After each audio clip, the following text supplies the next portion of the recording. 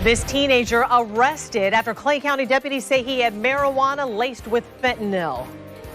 18-year-old Lucas Rozier was taken into custody during a traffic stop over the weekend. The dangerous discovery has put the sheriff's office on high alert. Just 3 milligrams of fentanyl is enough to kill an adult man. Well, News for Jax reporter Maggie Lorenz joins us now in the studio. And Maggie, fentanyl, you often find it in drugs like heroin, but not necessarily marijuana. Right, and it's another potentially deadly combination, and it's one that's rarely been found in our area. Now, we've seen the tragic results of what heroin and fentanyl mixed together can do, but now that the powerful opioid is finding its way into marijuana, our News for Jax crime and safety expert says the results could be catastrophic. 18-year-old Lucas Rozier was a passenger in the car that deputies pulled over this weekend for a headlight out. The police report says Rozier started acting nervous, and that's when the driver told police there were drugs in the car.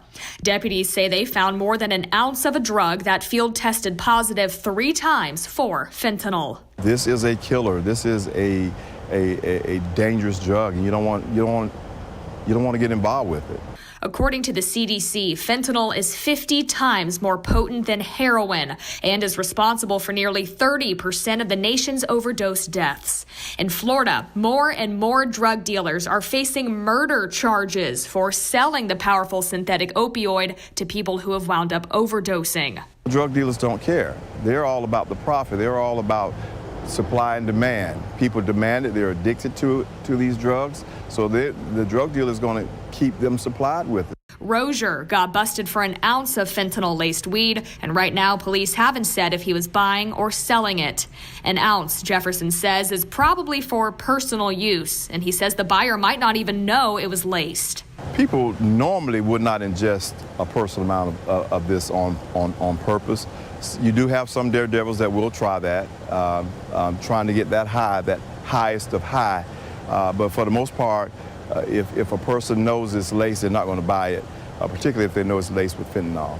The driver of the car was given a citation for the headlight that was out. This traffic stop follows a series of CCSO raids last week at suspected meth houses, also in Middleburg. In a span of 16 hours Thursday, deputies busted 3 suspected meth houses within a mile of each other.